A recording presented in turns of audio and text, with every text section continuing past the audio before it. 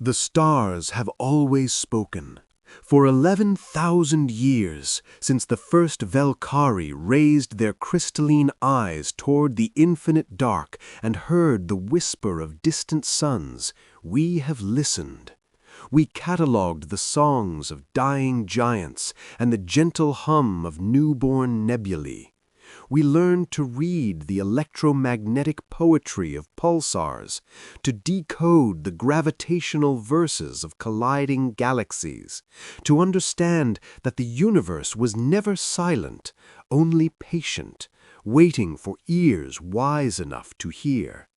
I am Seraph Vine, third remembrancer of the Valkyrie Concordance, keeper of histories that span epochs your youngest civilizations would measure in geological time. I have witnessed the rise and fall of 17 spacefaring species. I have walked on worlds that existed before your star ignited. I have read the preserved thoughts of minds that contemplated the nature of existence when your ancestors were still learning to breathe air. And I am telling you this now, recording this testament in the old way, because someone must remember what happened. Someone must understand. The young races who will inherit what remains of this galaxy deserve to know the truth about the war, about the silence, and about what we discovered too late, about the small, fragile species from the unremarkable yellow star. We called them many things, we elder races. The Krethvor named them noisemakers for their constant electromagnetic chatter. The Dominion of Shadows dismissed them as the brief ones, noting their impossibly short lifespans with something between pity and contempt. We Valkyrie, in our arrogance, had a term that roughly translates to those who have not yet learned to be quiet. Humans. Such an unassuming name for what they became. But I am getting ahead of myself. The old ways demand I tell this properly, from the beginning, from the moment everything changed, from the day I first set foot on their station and realized that everything we believed about the order of the galaxy was about to end. It was the 93rd day of the burning, what humans would later call the Krethvor Extinction War, though that name would only become appropriate after the fact. At the time, we still believed we could win. We still believed that the combined might of 5 elder civilizations could halt the Hollow, that ancient machine plague that had awakened from the galactic core and begun its systematic consumption of all organic life. We were wrong. The Concordance had lost 63 worlds in 93 days. 63.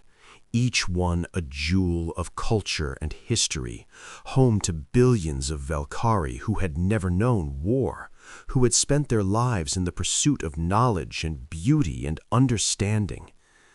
Gone, rendered into component atoms by weapons that predated our oldest records, wielded by an enemy that did not negotiate, did not pause, did not care that we had existed for 11 millennia. I remember the briefing where High Remembrancer Thelvos announced the loss of Virketh, our second homeworld. She spoke the words in the ancient formal mode, her voice steady with the discipline of centuries, but I saw her hands tremble. Virketh held the repository of first songs, every recording, every memory, every preserved thought from the first 5,000 years of our civilization's existence, irreplaceable, gone in 7 minutes when the Hollow's conversion swarms descended. The Dominion had fared worse. Their shadow fleets, which had enforced their will across 3 galactic arms for 8,000 years, had been reduced to scattered remnants. The Krethvor, those proud warriors who had once conquered half the known galaxy, were fighting a desperate last stand around their final cluster. The Synthesis Collective had simply stopped responding. We assumed they were gone entirely. And through it all, the humans watched. They had arrived on the galactic stage barely 3 centuries before, crawling out of their single system with primitive fusion drives and laughable weapons. We had debated whether to contact them at all. The Dominion argued for quarantine, the Krethvor for absorption, and we Velkari counseled patience. Let them develop naturally, we said. Let them learn the ways of the cosmos in their own time. They would either mature into a proper civilization or destroy themselves, as so many young species did. Either way, they were not our concern. They spread slowly, claiming a modest cluster of systems near the galactic rim. They built functional stations, practical ships, unremarkable colonies. They traded peacefully with any who would deal with them, asked endless questions, and seemed content to exist in the margins of the great civilizations. The Velkari sent observers occasionally, anthropologists really, to document their progress for the archives. The reports were always the same: curious but harmless, energetic but short-lived, adaptable but limited. When the Hollow awakened, we did not even consider asking for human assistance. What could they offer? Their fleet was negligible, their technology derivative, their experience in true warfare non-existent. We sent them a warning, a courtesy really, and focused on more important matters. So when the High Council ordered me to negotiate passage through human space for our refugee fleets, I viewed it as an insult. A remembrancer of the Third Circle reduced to begging transit rights from primitives. But the Hollow had cut off our traditional routes, and the human cluster represented the only viable path to the Sanctum worlds, where we hoped to make our final stand. I arrived at Station Meridian on the 93rd day, expecting a brief negotiation with simple beings who would be awed by the presence of an elder race and eager to assist. I expected to be gone within hours. I was wrong about many things in those days. Station Meridian was not impressive. I remember thinking that as my shuttle approached. It was functional, efficient, but utterly lacking in the aesthetic grandeur that marked elder civilization. No soaring crystalline spires, no probability sculptures, no living architecture. Just metal and composite and the occasional splash of color. The humans had decorated parts of their station with images of natural landscapes, mountains, oceans, forests. Nostalgic, perhaps. Sentimental. The docking bay was clean and well organized. A human delegation waited for me, 5 individuals in matching gray uniforms, their faces carefully neutral. I had studied human expressions during the journey. Their species communicated heavily through subtle facial movements, but these faces gave nothing away. The leader stepped forward. She was small by Velkari standards, barely reaching my lower thorax, with dark hair cut short and eyes the color of deep water. Her uniform bore the insignia of their diplomatic corps, and her posture suggested military training: straight spine, balanced weight, hands clasped precisely behind her back. "Remembrancer Sereth Vine," she said, and her pronunciation of my name was nearly perfect. "I'm Director Chen Wei of the Meridian Diplomatic Office. On behalf of the United Human Territories, welcome to our station." "Director Chen," I replied, using the formal mode.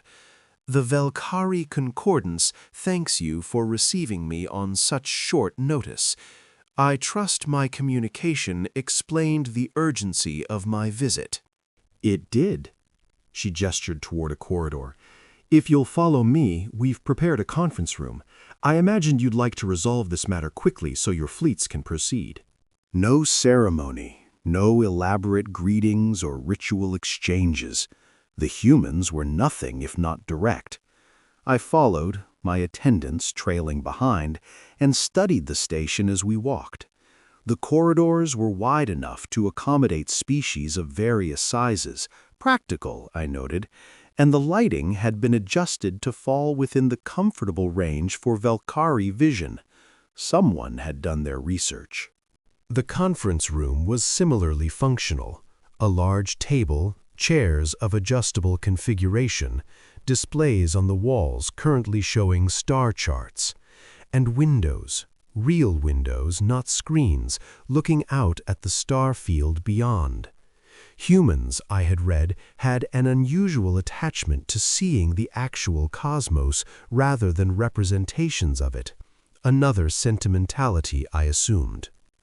We sat.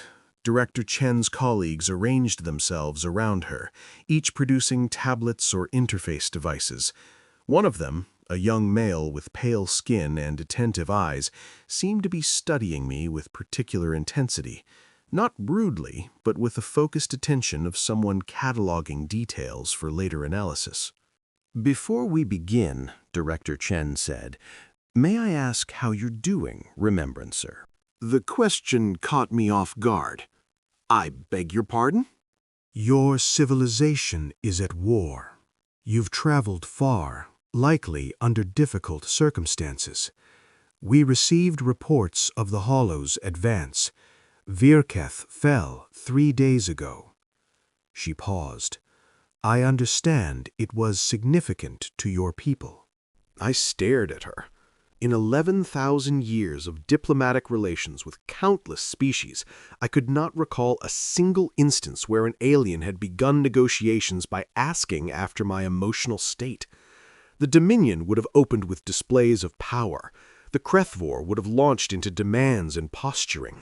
Even other Valkyrie would have maintained formal distance. I found myself without words. The repository of first songs was housed on Virketh. Our earliest memories, our oldest voices, they are gone now. I'm sorry, Director Chen said, and her voice carried weight. Not the empty sympathy of diplomatic protocol, but something that sounded genuine. To lose irreplaceable history. I can't imagine how that feels. My people have lost things too. Libraries burned, records destroyed, cultures erased. We never forget those wounds. The young analyst was watching my reaction.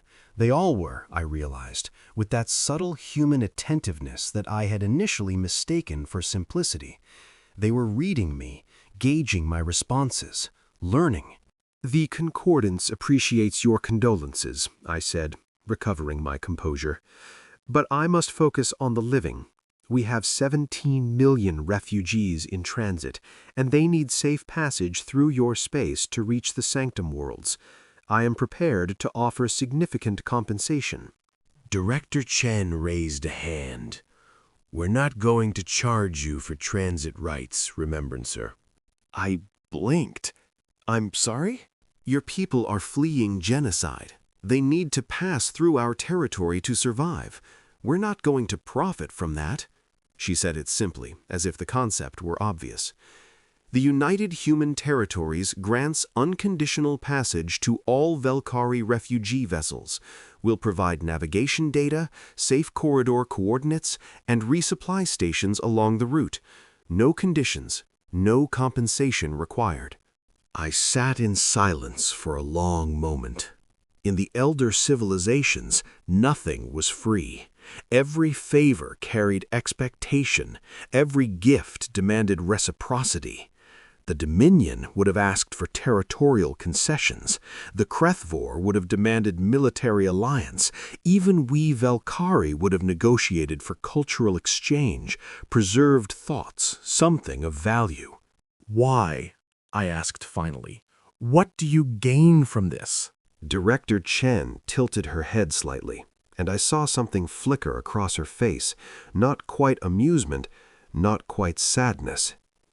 17 million people get to live. That's what we gain. That is not how galactic politics operates, I said. No, she agreed. It's how we operate.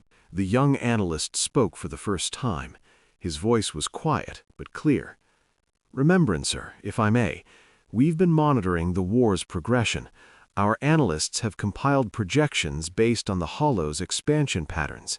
He glanced at Director Chen, who nodded. "At the current rate of advance, the Hollow will reach Velkari core territories in approximately 47 days.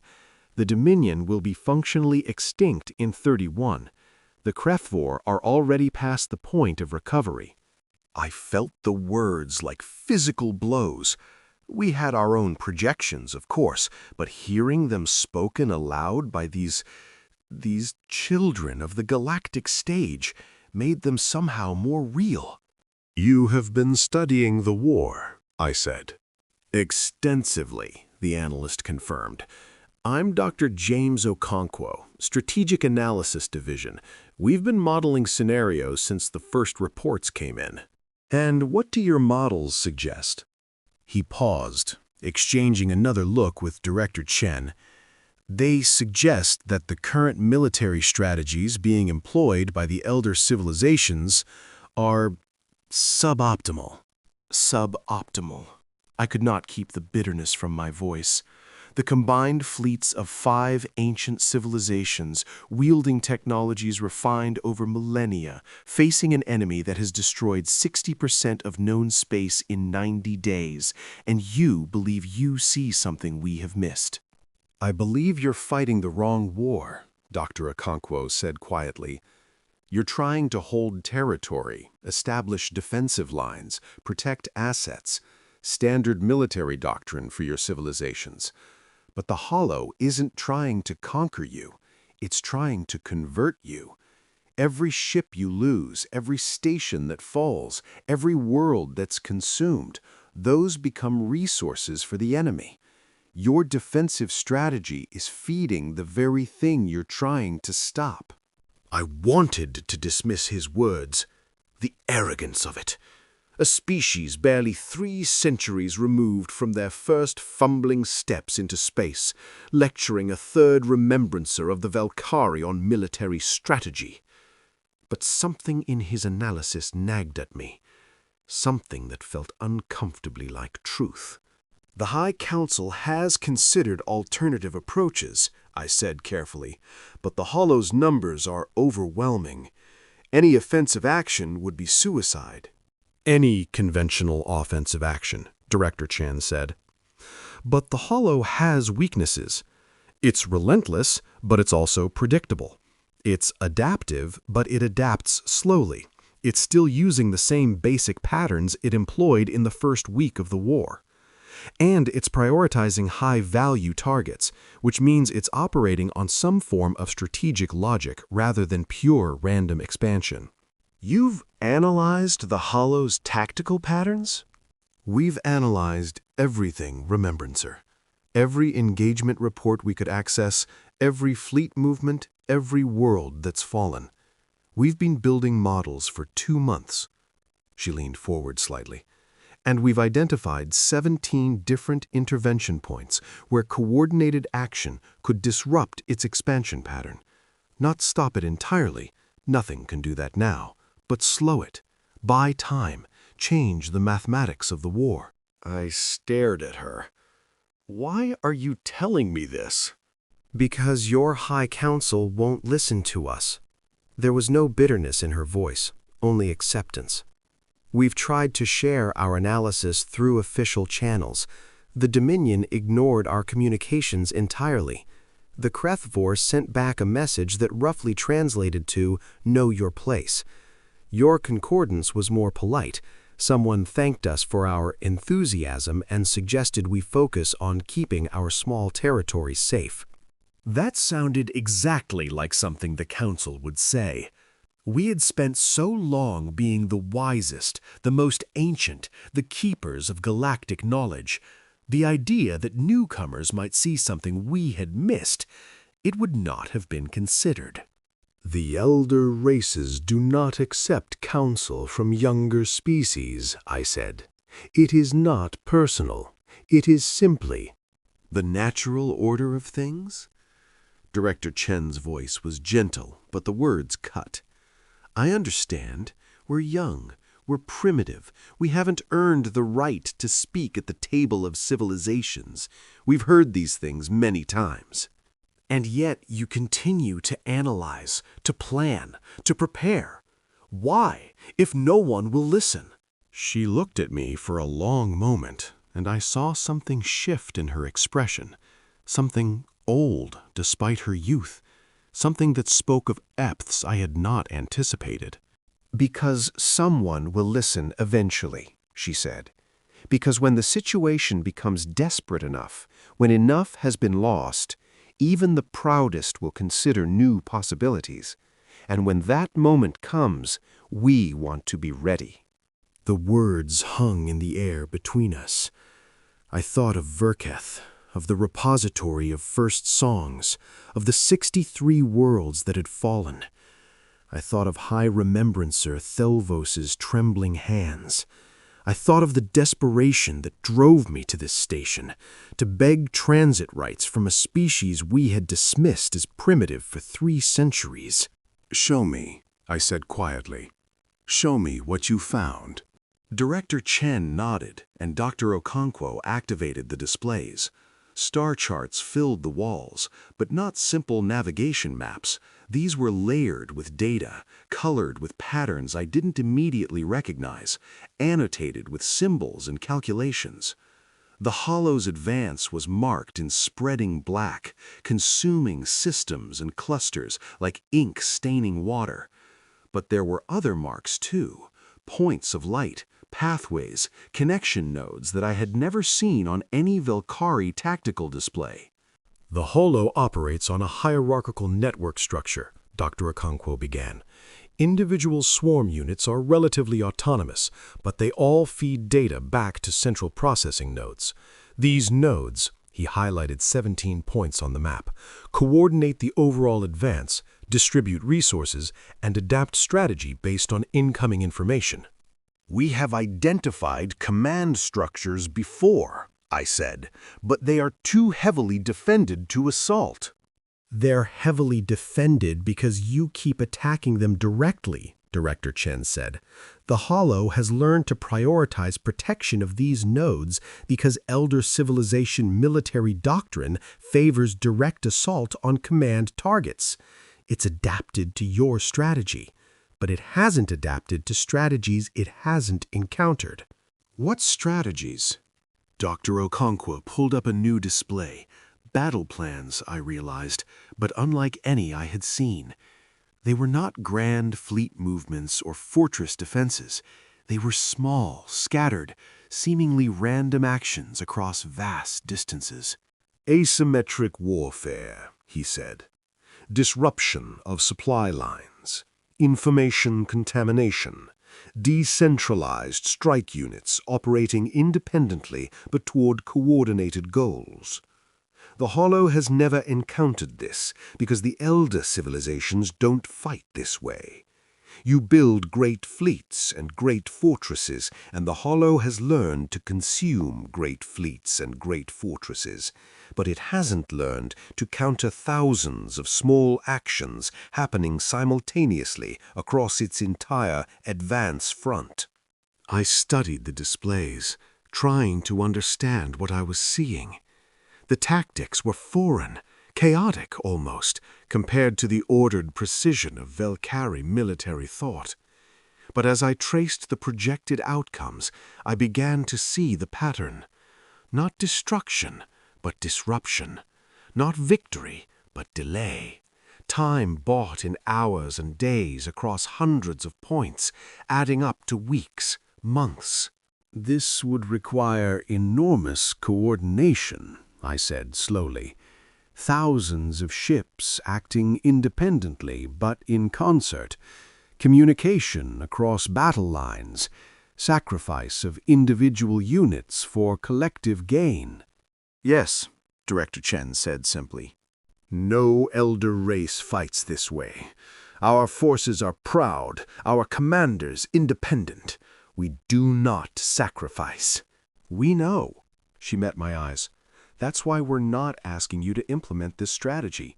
We're showing you what's possible, what we've been preparing for. The weight of her words settled over me slowly. You've been preparing to fight the Hollow yourselves. We've been preparing to fight for survival, Remembrancer. We've known since the first week that the Hollow would eventually reach our territory. The elder civilizations weren't going to protect us. We're not important enough. So we prepared. Your fleet is insignificant, I said, but the words came out uncertain. You have, what, a few hundred warships? The Hollow has consumed millions. We have what we need. Director Chen stood and walked to the window, looking out at the stars. You've been watching us for 3 centuries, Remembrancer, sending your observers, writing your reports. But I wonder, what have you actually seen? I have read the assessment files. Functional technology, modest expansion, peaceful trade relations, an unremarkable species occupying an unremarkable region of space. And that assessment never changed? In 300 years, it never occurred to anyone that we might be more than we appeared? I thought about it, truly thought, perhaps for the first time. The human expansion had been slow, yes, but it had been steady. Their technology was derivative, yes, but they had adopted and integrated innovations from a dozen different sources with remarkable speed. They asked endless questions, sought trade with everyone, maintained peaceful relations with all neighbors. We had interpreted all of this as signs of weakness, of a species that knew its place. What have you been doing? I asked quietly. For 300 years, while we watched and dismissed you, what have you actually been doing? Director Chen turned from the window. Her face was calm, but I saw something in her eyes.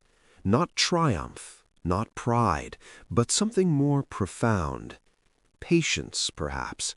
The satisfaction of a very long wait reaching its conclusion. Learning, she said. We've been learning. The next hours were among the most disorienting of my 11 centuries of life. I had come to Station Meridian expecting to beg passage from primitives. Instead, I sat in a conference room while humans who should not have understood galactic affairs demonstrated a depth of knowledge that rivaled our own archives. They knew things about the elder civilizations that we had never shared. They had mapped weaknesses in Dominion fleet formations. They had decoded Krethvor-Baal ciphers. They understood the theological fractures within the Synthesis Collective and had predicted the Collective's failure to unite against the Hollow months before it happened. They had studied us, all of us, with a thoroughness that bordered on unsettling. How? I kept asking. How do you know this? This information is classified at the highest levels. Information wants to be free, Dr. Okonkwo said with a slight smile, especially when you're persistent enough in asking for it and patient enough in piecing it together. Every trade delegation, Director Chen added, every cultural exchange, every scientific conference, every casual conversation with a member of an elder race, they were all opportunities to learn, to ask questions, to observe. Your species are brilliant, Remembrancer, but you tend to underestimate anyone you perceive as inferior. You talk freely around servants and children. To you, we were both. And we never noticed, I said. Why would you? We were exactly what you expected us to be. Curious, friendly, harmless. We asked simple questions and accepted simple answers. We expressed wonder at your achievements and gratitude for your patience. We played the role of the wide-eyed newcomers perfectly, because that's exactly what you wanted to see. I should have been angry. The manipulation was profound, a species-wide deception conducted over centuries. But I found I could not muster outrage. There was no malice in what they had done, only survival. They had seen the galaxy as it truly was, vast, ancient, dominated by powers that did not take them seriously, and they had adapted. "What else?" I asked. "What else have you been forgetting?" Director Chen hesitated. I saw her weighing something, making a decision. "Come with me," she said finally. "There's something you should see." We took a shuttle to the outer edge of the station, to a section I had not noticed during my approach. As we traveled, I looked out at the human ships docked in various bays, the modest fleet I had dismissed as insignificant. They looked ordinary, functional transport vessels, small patrol craft, civilian haulers, nothing that would concern a military observer. But as we passed one bay, I noticed something odd. A transport vessel was being loaded, its cargo bay open. Inside, I glimpsed rows of containers, uniform and numbered, but also— "Are those weapon systems?" I asked. "Yes," Director Chen said. "Those containers hold modular combat packages. Each one can be installed in any standard human vessel in approximately 4 hours, converting civilian ships to military specification." "How many containers?" On this station? About 800. Across all human territory? She paused. Enough. The shuttle docked at a small observation platform, and Director Chen led me to a window facing outward, away from the station. At first, I saw nothing but empty space and distant stars. Then she handed me a scope, simple optics, not the sophisticated sensors I was accustomed to, and pointed toward a specific region of the dark. I looked. For a long moment, I saw nothing. Then my eyes adjusted, and I realized that what I had taken for empty space was anything but. Shapes hung in the darkness, running without lights, without power signatures, invisible to casual observation. Ships, hundreds of ships, maybe thousands, drifting in formation, waiting. "Dark Fleet," Director Chen said quietly. "Vessels running silent, minimal emissions, no registry transponders. We've been building and positioning them for 80 years. At any given time, approximately 40% of our true naval capacity is deployed in Dark Fleet formations throughout human space and beyond." 40%? I lowered the scope, my mind reeling. How many ships do you actually have? "Enough," she said again, and this time I heard something beneath the word. Not boasting. Humans, I was learning, did not boast. Certainty. The quiet confidence of someone who has prepared for a very long time and knows exactly what they are capable of. "Why are you showing me this?" I asked. "We have been your observers for 3 centuries. We have underestimated you, dismissed you, patronized you. Why reveal your true capabilities to me now?" Director Chen was quiet for a moment. When she spoke, her voice was soft. "Because I watched my grandmother die when I was 11 years old.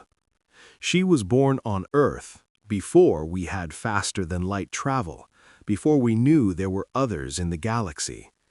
She used to tell me stories about human history, the wars, the plagues, the famines, the moments when it seemed like we would destroy ourselves.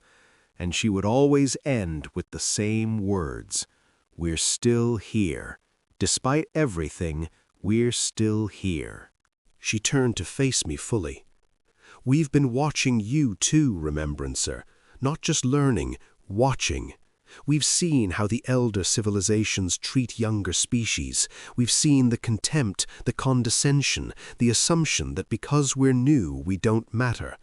And yes, we've prepared to defend ourselves against that. But we've also been watching you suffer these past 90 days.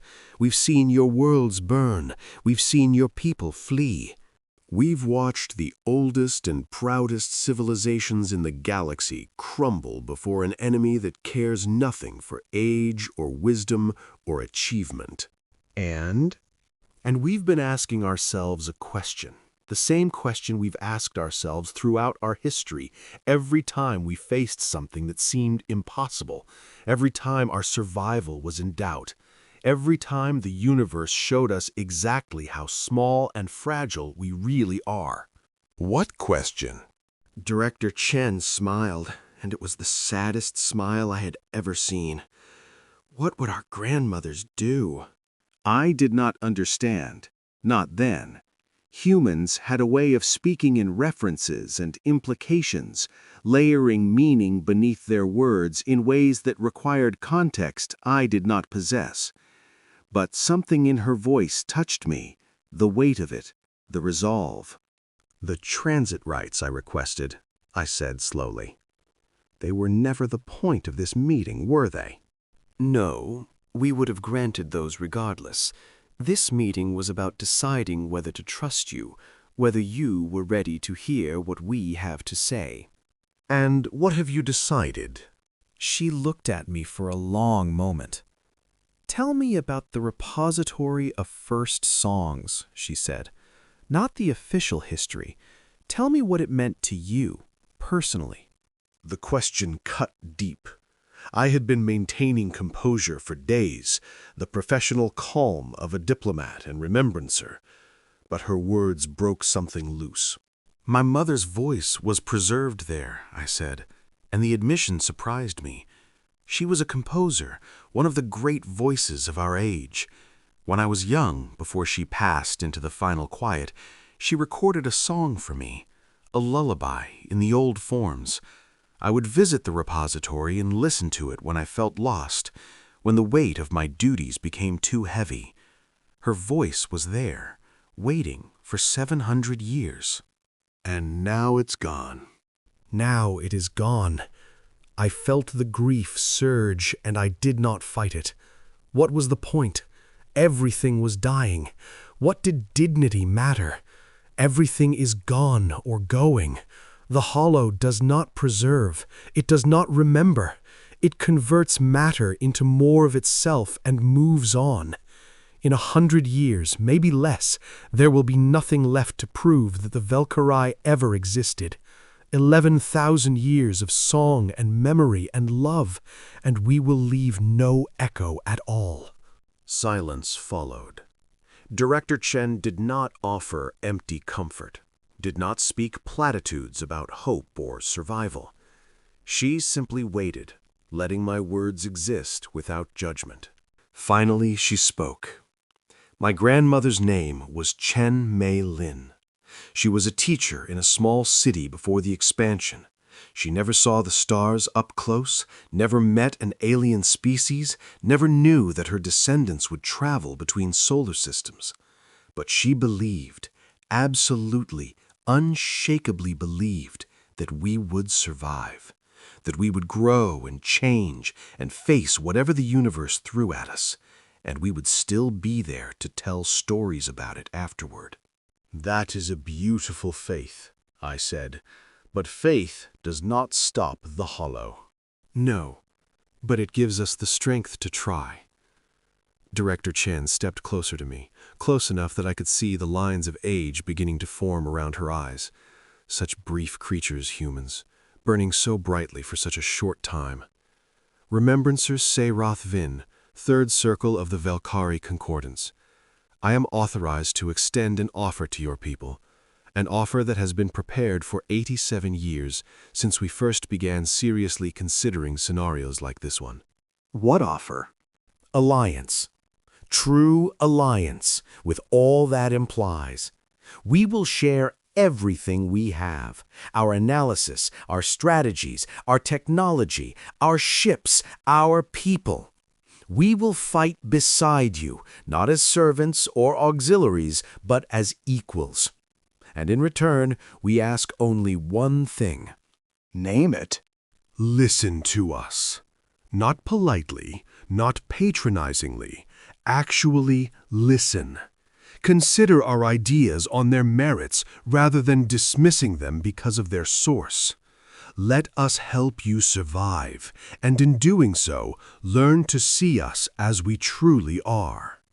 I thought of the High Council, of their dismissive response to human communications, of millennia of tradition that held younger races in contempt. I thought of how impossible it would be to convince them to accept such terms.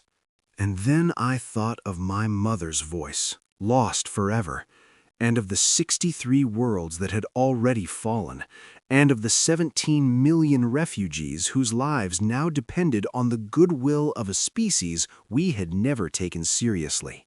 I cannot promise the Council will accept, I said. They are proud, they are set in their ways, they do not change easily. Neither did we, Director Chen replied. Once. What changed you? She smiled that sad smile again. Everything. Pain taught us flexibility, loss taught us humility, survival taught us that pride is a luxury for those who can afford to lose. We cannot afford to lose, Remembrancer. We never could. So we learned to adapt. I returned to my ship, carrying data files that would shake the foundations of the Concordance. Analysis, strategy, intelligence, the accumulated observations of 3 centuries, organized and cross-referenced with a thoroughness that rivaled our own archives. And something else, too. A message for the High Council, recorded by Director Chen, offering humanity's hand in alliance. The journey back to Concordance space took 11 days. During that time, the Hollow consumed 9 more worlds. The Dominion of Shadows ceased to exist as a functional civilization. Their final, desperate transmission was a plea for any survivors to flee, to hide, to remember them. The Krethvor fought on, but their last cluster was besieged, their once mighty fleets reduced to a few hundred vessels, making their final stand. I spent the journey reviewing the human data, and with each passing hour my understanding deepened. They had truly seen things we had missed, not through superior intelligence, but through different perspectives. Where we saw grand patterns, they saw small details. Where we planned for centuries, they adapted in moments. Where we sought to preserve what was, they asked what could be. On the 8th day, I received word that High Remembrancer Thelvas had been killed. A hollow strike on the command station where she was coordinating refugee evacuations. She had refused to leave until the last transport was away, and the last transport had never arrived. The station was gone, along with 2 million Valkyrie who had thought they were fleeing to safety.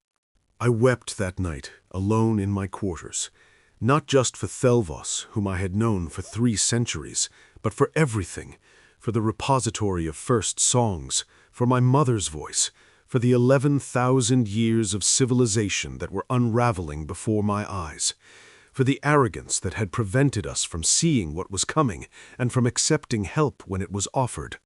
When I composed myself, I made a decision. The High Council would have to listen. I would make them listen, and if they refused, I would take the human data to whoever would accept it. Tradition and protocol be damned. The council chamber was nearly empty when I arrived.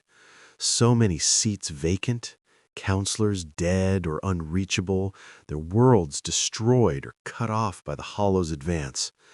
The remaining members looked exhausted, diminished. These were beings who had guided our civilization for thousands of years, and they looked like lost children. I presented the human data without preamble. I showed them the analysis, the strategic projections, the intelligence on hollow vulnerabilities. I played Director Chen's message, and I watched their faces as they heard a human speak to them as an equal for the first time. The response was what I had expected: outrage, denial, wounded pride even in the face of extinction. "This is absurd," Counselor Verketh spat. "We are to accept tactical advice from a species that was building internal combustion engines when our ancestors were composing symphonies of light? We are to ally with primitives who have not even existed long enough to understand what is at stake. What is at stake, I replied, is our existence. And the primitives, as you call them, have spent 3 centuries preparing for this moment, while we spent 3 centuries ignoring them. They have solutions we have not considered, because we were too proud to consider that newcomers might see what we could not. And you believe their assessment? Another counselor, her voice tinged with desperation rather than anger. You believe a species that young can truly understand the hollow, can truly offer strategies we have not already exhausted? I believe, I said, that they cannot possibly do worse than we have already done. 63 worlds, Counselor. 63 worlds in 90 days. The Dominion is gone. The Krethvor are dying. The Synthesis Collective has vanished. We are among the last of the elder civilizations, and we are losing. At what point does pride become suicide? Silence. The weight of failure hung in the air like a physical thing. Show us, said a voice from the back. Counselor Mirith, the eldest surviving member, spoke rarely these days. When she did, others listened. Show us these human strategies. Let us judge them on their merits. I activated the displays. For 3 hours I walked the council through human analysis, through their proposed tactics, through the 17 intervention points that could disrupt the Hollow's advance. I showed them fleet projections and resource calculations and deployment schedules. I showed them everything Director Chen had given me. When I finished, the silence was different. Not the silence of dismissal, but of contemplation.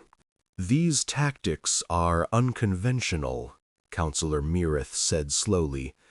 They rely on speed and sacrifice and decentralized command. They go against every principle of warfare we have developed over millennia. Yes, I said. That is precisely why they might work. The Hollow has adapted to our principles. It has never encountered theirs. And they would fight beside us? These humans? They would risk their own people for our survival? They have already made that offer. All they ask is that we listen, that we treat them as partners rather than subordinates. Counselor Verketh made a sound of disgust. And this is acceptable to us, to bow to the demands of children? The alternative, I said quietly, is extinction. Which do you find more acceptable? The vote was not unanimous. It never is in the concordance. But it was enough.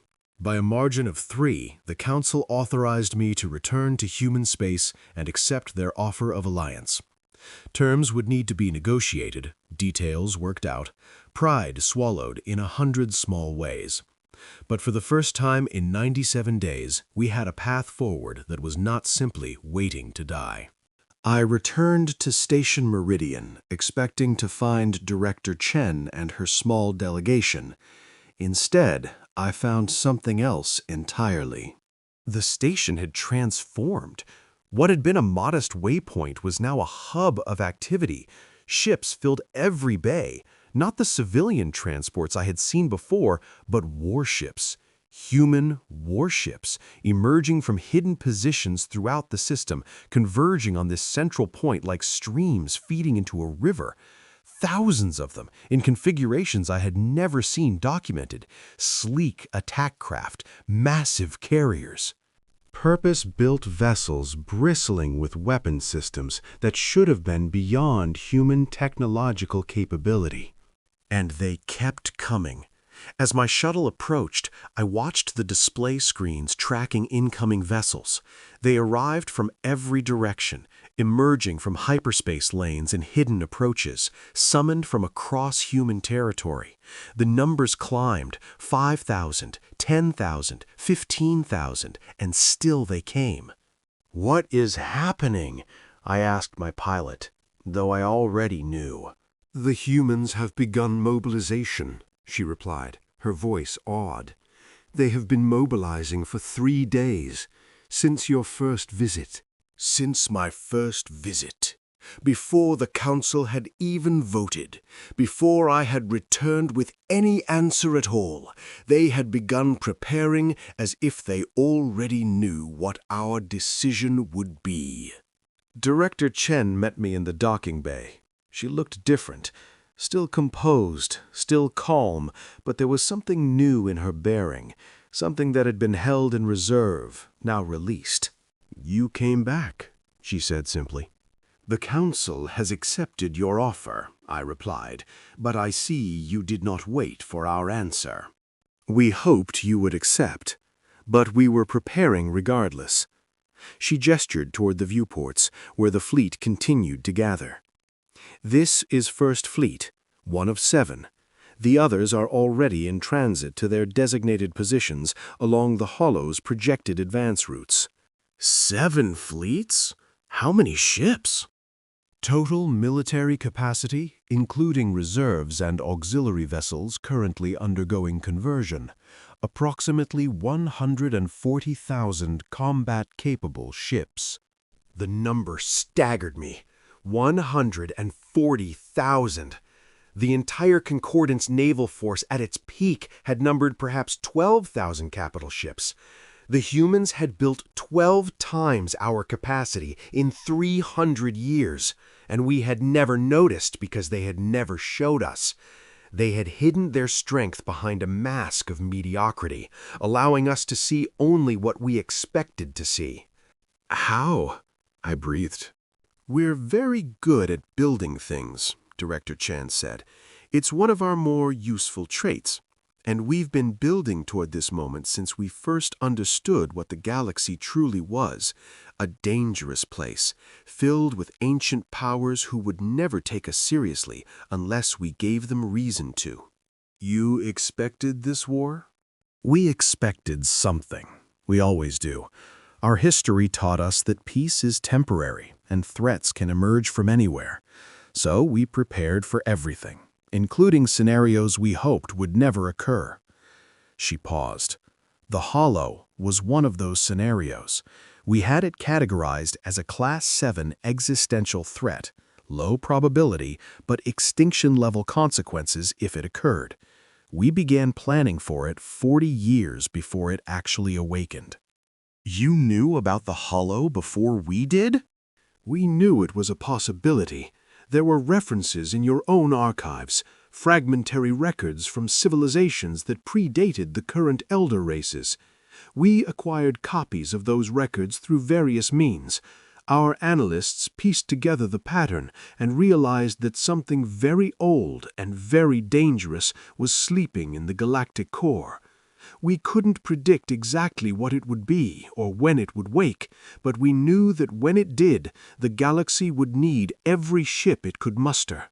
I thought of all the times we had dismissed human observers, allowed them access to our records because they seemed harmless, answered their naive questions because we thought they couldn't understand the answers. They had understood far more than we ever imagined. The elder civilizations never suspected, I said. The elder civilizations saw what they wanted to see. Director Chen's voice held no judgment, only statement of fact.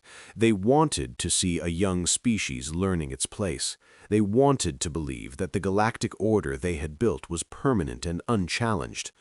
We let them believe it because it was safer than the alternative. And now? Now the galactic order is burning, and what we let you believe no longer matters. What matters is stopping the Hollows before there's nothing left to save. She led me to a command center that had not existed during my first visit, or rather had existed but had been hidden, presenting only a fraction of its true capability. Holographic displays filled the room, showing the entire war in real time. I saw the hollows advance, the positions of surviving elder fleets, the distribution of human forces. I saw 17 intervention points highlighted, the same ones Dr. Okonkwo had identified, now marked with deployment schedules and tactical overlays. Operation Silent Thunder begins in 37 hours, Director Chen said. 7 coordinated strikes on hollow command nodes executed simultaneously across 400 light-years. Each strike force operates independently but toward unified objectives. If successful, we estimate a 63% reduction in hollow coordination capacity. That buys us time, weeks, maybe months, to implement Phase 2. And Phase 2? Scorched void. Systematic destruction of resources along the Hollow's projected advance paths. We can't outfight it ship to ship, no one can, but we can starve it. Deny it the matter it needs to grow.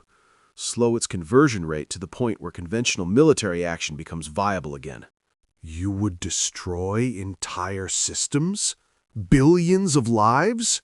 We would evacuate everyone we can, then render those systems useless to the Hollow.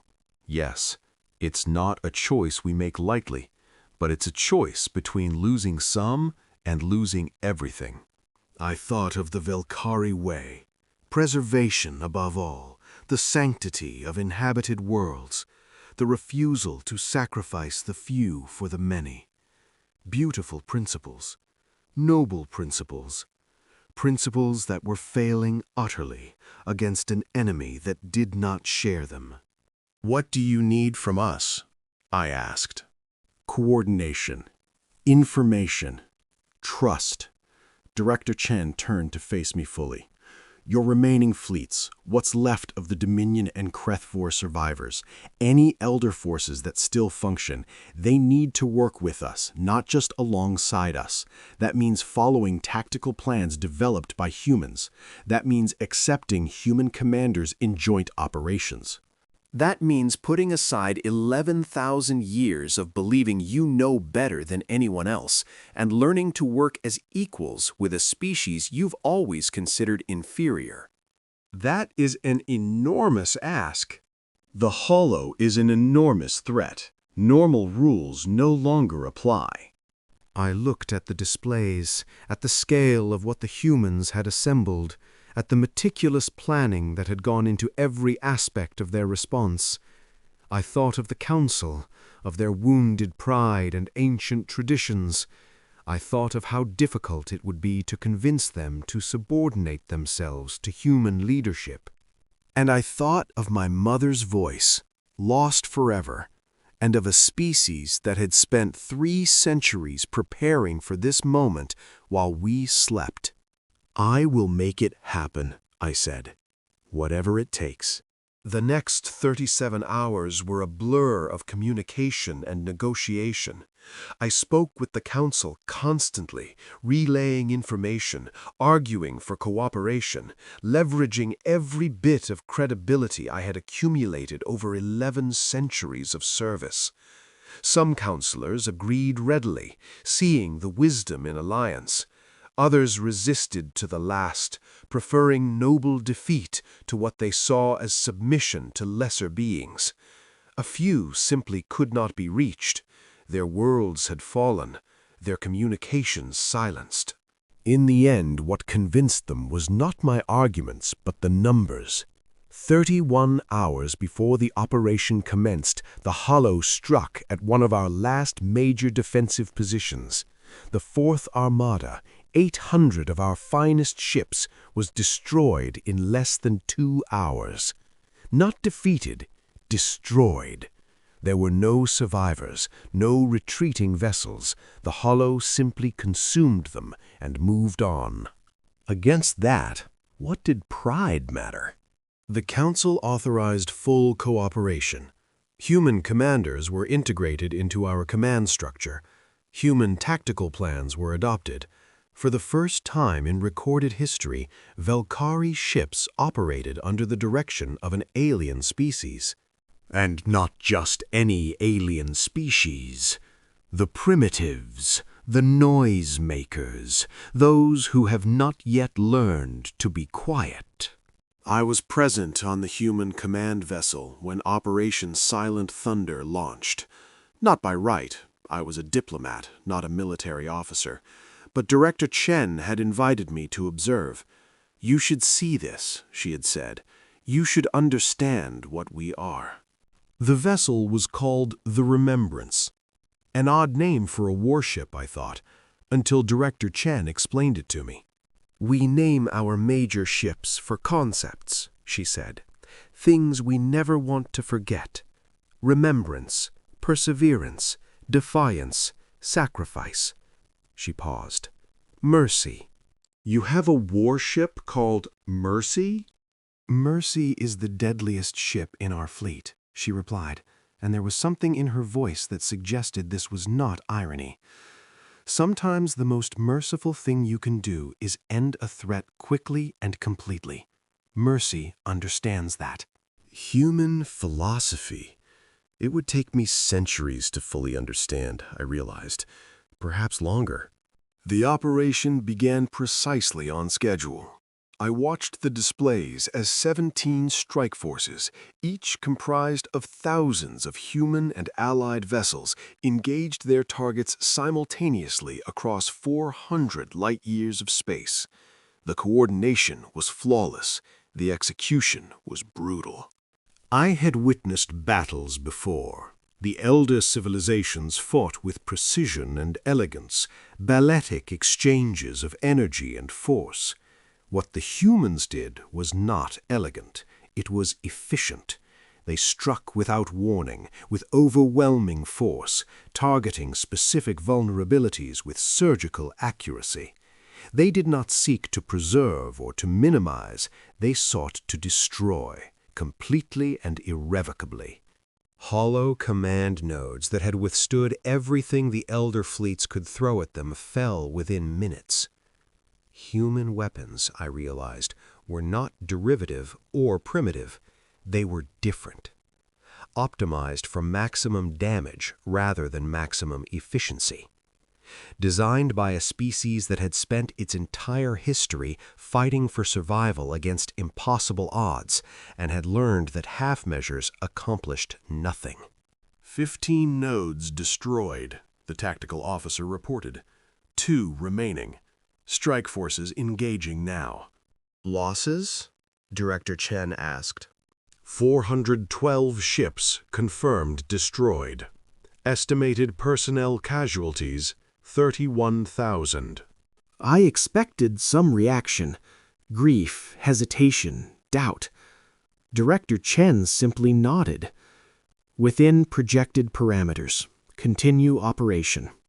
31,000 human lives, and she simply continued.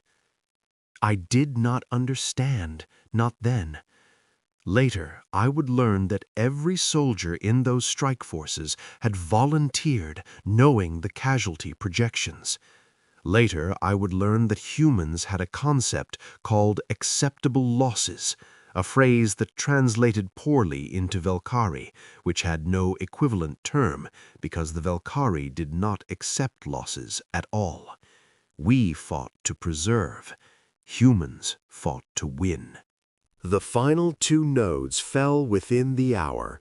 17 simultaneous strikes, 17 hollow command points destroyed, 63% of the Hollow's coordination capacity eliminated in a single operation.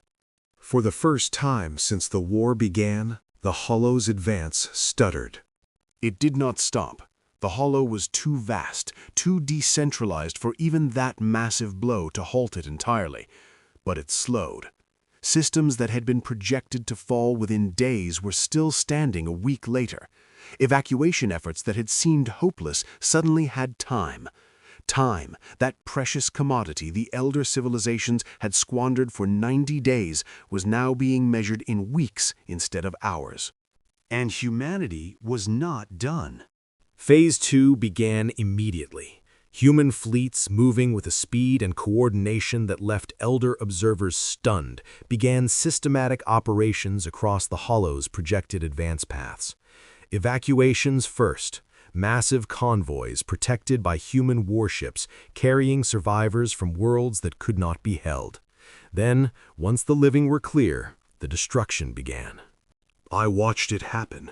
I watched as human vessels stripped star systems of usable resources, carried away what could be saved, and then seeded what remained with weapons that rendered worlds uninhabitable, not just for organics, but for the Hollow's conversion processes.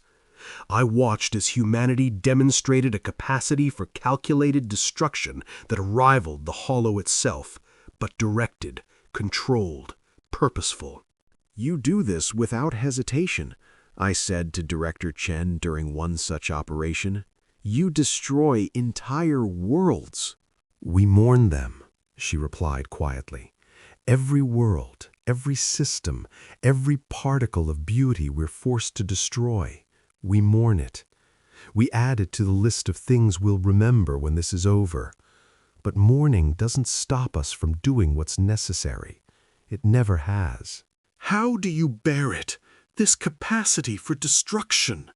She looked at me, and in her eyes I saw something ancient, something that belied her species' youth. Because we've destroyed ourselves before, Remembrancer. We've come closer to extinction by our own hands than most species ever imagine. We know exactly how far we're capable of going when survival is at stake. We've looked into that abyss, and we've made peace with what we found there. And what did you find? The will to continue. No matter the cost, no matter the horror, we found that we will do whatever it takes to survive, and we will carry the weight of those choices forever. She paused. That's the human burden, Remembrancer. We're not noble, we're not elegant, we're not ancient or wise or enlightened. We're just very, very stubborn, and we refuse to die. The war continued for another 7 months. I remained with the human fleet, serving as liaison between their command and the remnants of the Concordance. I watched as humanity's strategy unfolded, as the slow burn of Phase 2 gave way to Phase 3, active counter-offensive against a Hollow that was, for the first time, resource-starved and vulnerable. I watched as human tactics evolved in real time, adapting to Hollow responses with a speed that the elder civilizations could never match. When the Hollow developed countermeasures to one approach, the humans had already moved on to 3 others. When the Hollow tried to isolate human strike forces, those forces simply dissolved into smaller units and reformed elsewhere. When the Hollow attempted to concentrate its forces, humans attacked its flanks, its supply lines, its newly converted territories. And always that terrible calm. Human commanders received casualty reports with steady voices. Human soldiers went into battles they knew they would not survive, with determination rather than despair. Human civilian populations endured shortages and dangers and the ever-present threat of destruction with a matter-of-fact resilience that I found both inspiring and unsettling. "How do your people accept this?" I asked a human soldier once, during a brief respite between engagements. The constant danger, the deaths, the uncertainty? He was young, this soldier, barely 30 years old, a child by Valkyrie standards. But his eyes held that same ancient quality I had seen in Director Chen. "What's the alternative?" he asked. "Give up? Let it take everything? We've got grandparents who remember Earth, remember what it was like to have only one world, one chance. They taught us that survival isn't a gift, it's a fight. Every day, every generation. You fight because the alternative is not existing anymore." And we're not ready to not exist. Such simple words. Such profound truth. The turning point came in the 6th month. The Hollow, desperate to regain initiative, attempted a massive assault on humanity's core territories. It was the largest single concentration of Hollow forces since the war began. The machine plague throwing everything it had at what it perceived as the greatest threat to its existence. The humans were waiting. I was present at the Battle of Meridian Void, named for the region of space where it occurred, not far from the station where I had first understood what humanity truly was. The Hollow brought over 1 million combat units, a force that would have overwhelmed any Elder fleet that ever existed. Against them, humanity deployed everything. All 7 fleets, the reserves, the converted civilian vessels, everything they had built over 3 centuries of quiet preparation. It should have been a massacre. The numbers still favored the Hollow overwhelmingly. Even diminished, even resource-starved, it was still the most dangerous enemy the galaxy had ever known. But the Hollow had never fought an enemy like humanity. The battle lasted 11 days. 11 days of continuous engagement, of shifting formations and adapted tactics and sacrifices beyond counting. The humans did not fight as a single force. They fought as thousands of independent units, each operating autonomously but toward unified goals, each adapting to local conditions while contributing to the overall strategy. The Hollow could not track them all, could not predict them all, could not adapt fast enough to counter their endless variations. And they did not stop. When ships were destroyed, survivors were recovered and redeployed. When squadrons were wiped out, new squadrons formed from consolidated remnants. When commanders fell, subordinates stepped up without hesitation. The human war machine was not a structure that could be broken by removing key components. It was an organism, resilient, adaptive, eternal. On the 11th day, the Hollow retreated. For the first time in its existence, the ancient machine plague that had consumed countless civilizations across cosmic time turned away from an enemy and fled. The cost was staggering. Humanity lost over 40% of its total fleet strength. Nearly 1 million human lives were extinguished in those 11 days. But the Hollow lost more, far more, and what remained of it was scattered, disorganized, vulnerable in ways it had never been before.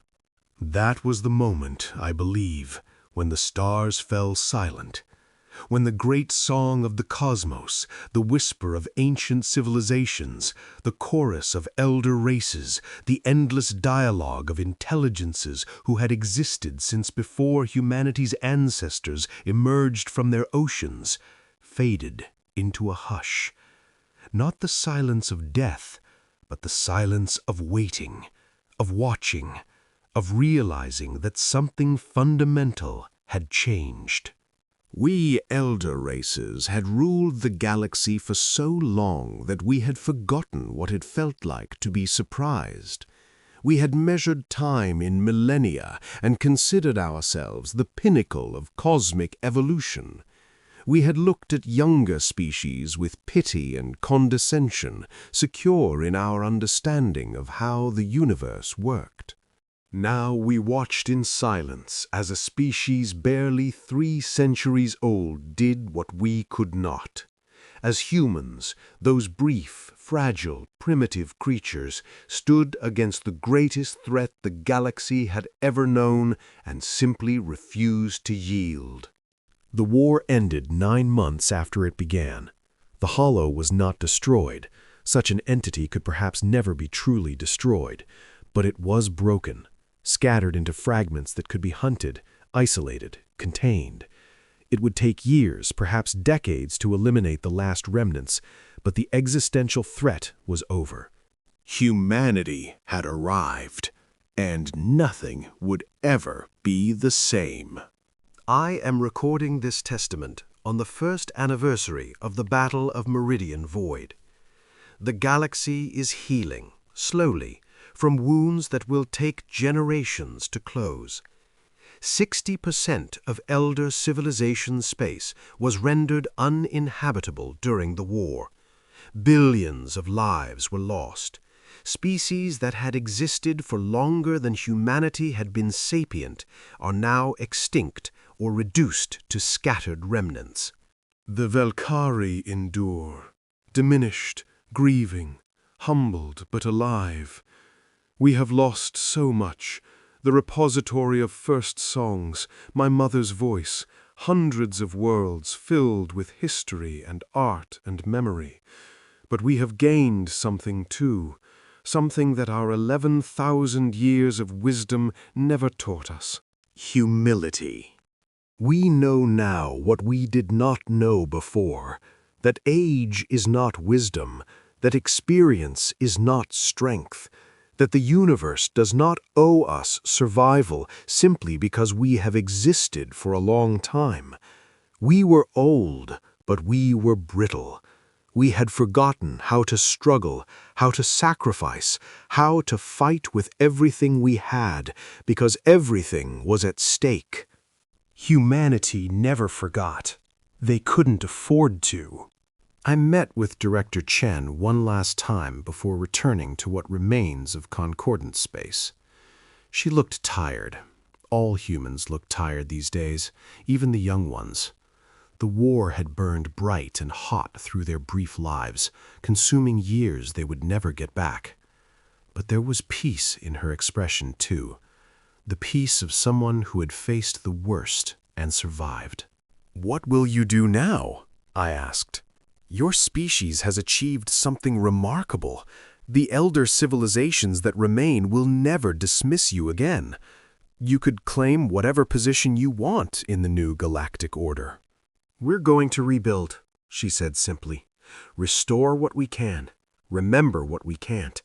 Honor those we lost by continuing to exist, continuing to grow, continuing to be stubbornly, impossibly human."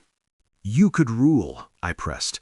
"After what you've done, the other species would accept human leadership. You've proven yourselves beyond any doubt." Director Chen shook her head.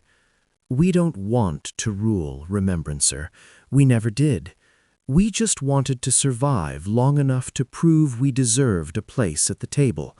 Now that we have that place, we're going to use it the way we always intended, to learn, to grow, to help build something better than what came before." Your grandmother would be proud, I said. I hope so. I hope she's watching, somehow, from wherever human spirits go when we die. I hope she can see what we've become and know that her faith was justified. Director Chen's eyes grew distant.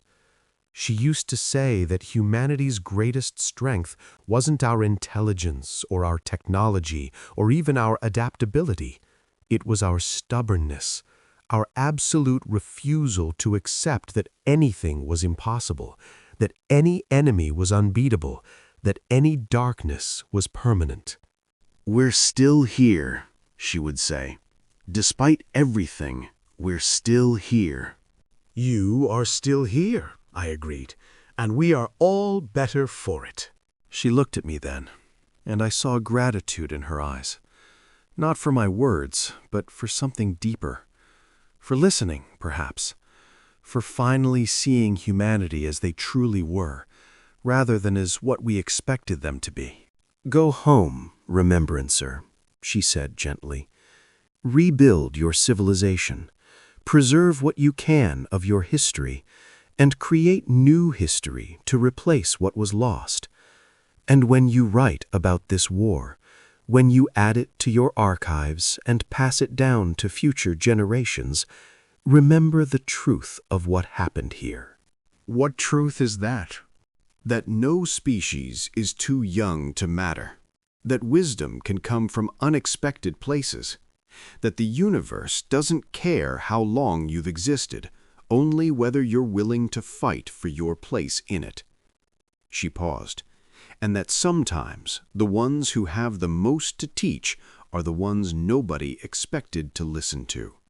I left Station Meridian for the last time as a different being than the one who had arrived seeking transit rights 11 months before. My certainties had been shattered, my assumptions destroyed, my understanding of the galaxy fundamentally rewritten. I had come as an ambassador of an ancient civilization, proud and condescending. I left as a student, humbled by wisdom I had been too blind to see. The stars are silent now as I compose this testament. Not the silence of death, but the silence of contemplation. The silence of beings across the galaxy, elder and young, ancient and new, watching humanity rebuild, watching them tend to their wounded and mourn their dead, and plan for a future they nearly didn't have. They do not celebrate the humans. I have learned that about them. They do not throw grand festivals, or compose victory hymns, or build monuments to their triumph. They grieve, they remember. They carry the weight of what they did and what they lost and what they were forced to become, and they carry it quietly, without complaint, because that is who they are. They are the species that should not have mattered. The newcomers, the primitives, the brief ones who burned too bright and too fast to be of any real significance. And they saved us all. I think often of my mother's voice, lost in the destruction of Virketh. I will never hear her lullaby again. That grief will be with me until I join the final quiet. But I have found a new song to carry, a human song, if you will, a song of stubborn survival and quiet strength and the absolute refusal to yield to darkness. The stars fell silent when humanity arrived, and in that silence we finally heard what we should have been listening to all along. Not the whisper of ancient wisdom, Not the chorus of elder races, but the steady, determined heartbeat of a species that refused to die.